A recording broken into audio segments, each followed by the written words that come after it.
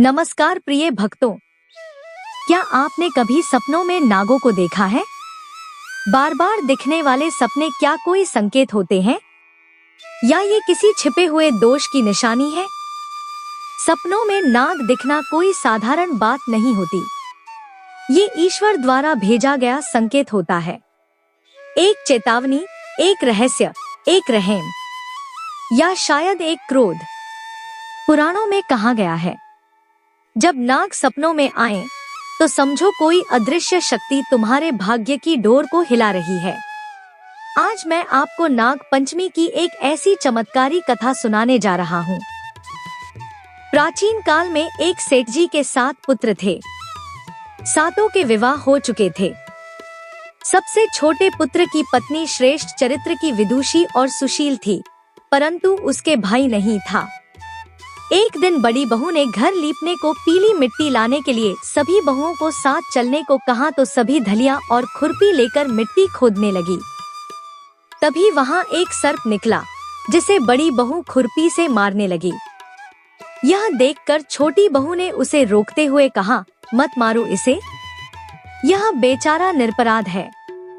यह सुनकर बड़ी बहू ने उसे नहीं मारा। तब सर्प एक ओर जा बैठा। तब छोटी बहू ने उससे कहा, हम अभी लौट कर आती हैं, तुम यहाँ से जाना मत। यह कहकर वह सबके साथ मिट्टी लेकर घर चली गई और वहाँ कामकाज में फंसकर सर्प से जो वादा किया था उसे भूल गई। उसे दूसरे दिन वह बात याद आई तो सबको साथ लेकर वहाँ पहुँची और सर्प को उस स्थान पर बैठा देखकर बोली, सर्प भैया नमस्कार। सर्प ने कहा, तू भैया कह चुकी है, इसलिए तुझे छोड़ देता हूँ, नहीं तो झूठी बात कहने के कारण तुझे अभी डस लेता। वह बोली, भैया मुझसे भूल हो गई, उसकी क्षमा मांगती हूँ। तब सर्प बोला, अच्छा, तू आज से मेरी बहन हुई और मैं तेरा भाई हुआ, तुझे जो मांगना हो मांग ले। वह बोली, भैया मेरा कोई नहीं है, अच्छा हुआ जो तू मेरा भाई बन गया। कुछ दिन व्यतीत होने पर वह सर्प मनुष्य का रूप रखकर उसके घर आया और बोला कि मेरी बहन को भेज दो। सबने कहा कि इसके तो कोई भाई नहीं था, तो वह बोला, मैं दूर के रिश्ते में इसका भाई हूँ, बचपन में ही बाहर चला गया था। उसके विश्वास दिलाने पर घर के लोगों ने छोटी को उसके साथ भेज दिया।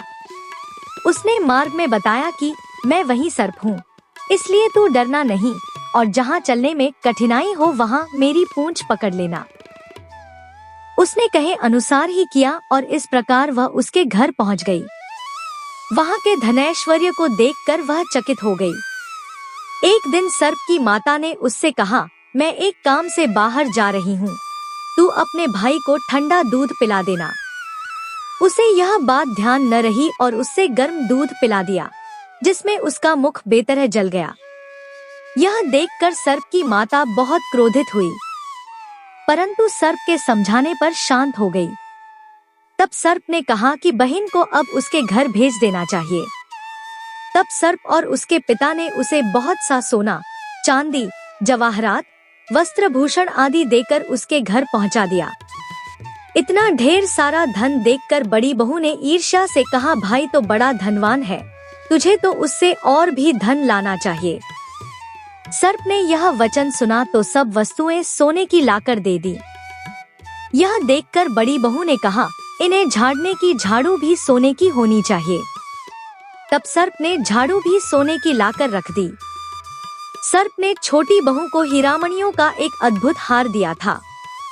उसकी प्रशंसा उस देश की रानी ने भी सुनी और वह राजा से बोली कि सेठ की छोटी बहू का हार यहाँ आना चाहिए।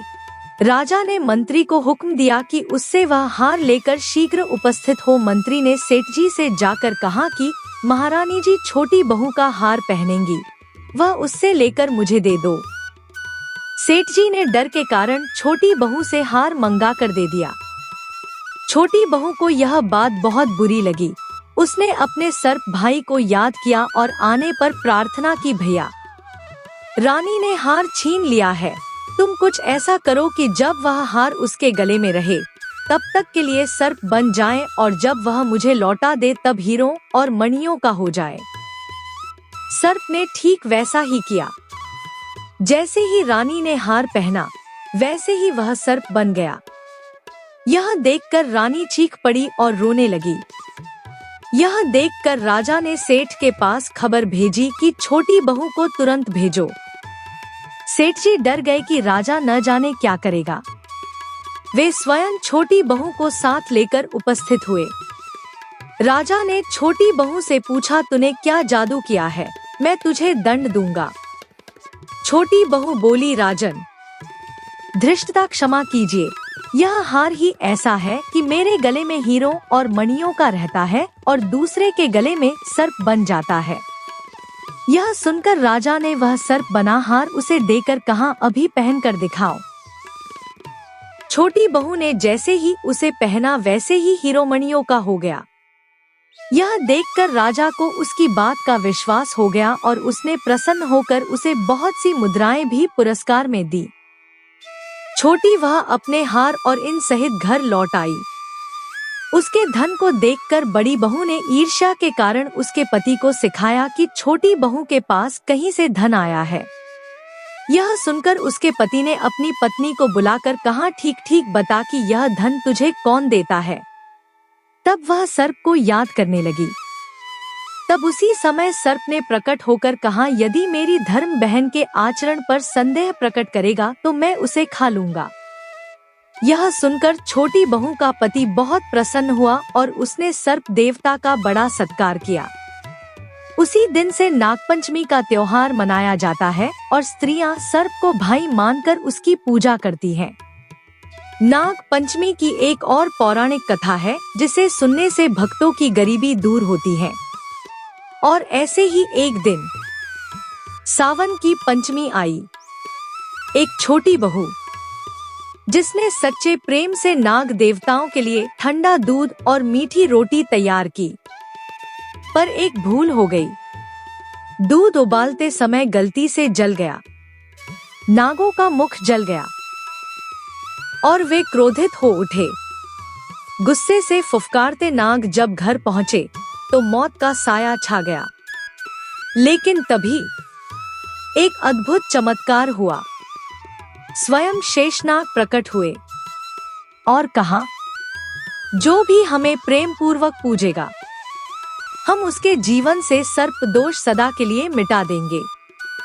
उस दिन से हर वर्ष श्रावण मास की पंचमी को नाग पंचमी के रूप में मनाया जाने लगा। महिलाएं ठंडा दूध, फूल, फल और श्रद्धा का समर्पण लेकर नागों को पूजती हैं, ताकि उनके जीवन से भय, दोष और दुख दूर हो जाएं। और आज यदि आपके भी सपनों में नाग आते हैं तो इसे अनदेखा मत कीजिए। ये कोई भ्रम नहीं, ये ब्रह्मा का संदेश है। नाग पंचमी सिर्फ एक व्रत नहीं, ये एक चमत्कारी अवसर है अपने भाग्य को बदलने का, अपने दोषों को काटने का और शिव कृपा पाने का। दोस्तों, सपनों में नाग आना कोई साधारण बात नहीं होती। पुराणों में इसे भविष्य का संकेत माना गया है। यह ईश्वर द्वारा भेजा गया संदेश होता है और जो इस संदेश को समझ जाता है उसका भाग्य बदल जाता है।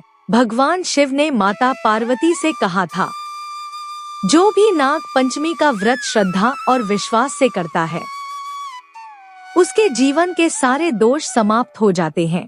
नाग पंचमी न केवल एक त्योहार है, बल्कि यह एक ईश्वरीय रक्षा कवच है जो आपके जीवन के अदृश्य संकटों से रक्षा करता है। इसलिए श्रद्धा से मनाइए नाग पंचमी और कहिए ओम नमः नागाय, ताकि देवता स्वयं आपके जीवन में सुरक्षा का कवच बुने। अगर आपको ये वीडियो अच्छी लगी हो तो हमारा हौसला बढ़ाने के लिए लाइक, सब्सक्राइब, कमेंट जरूर करें। धन्यवाद। ओम नमः शिवाय।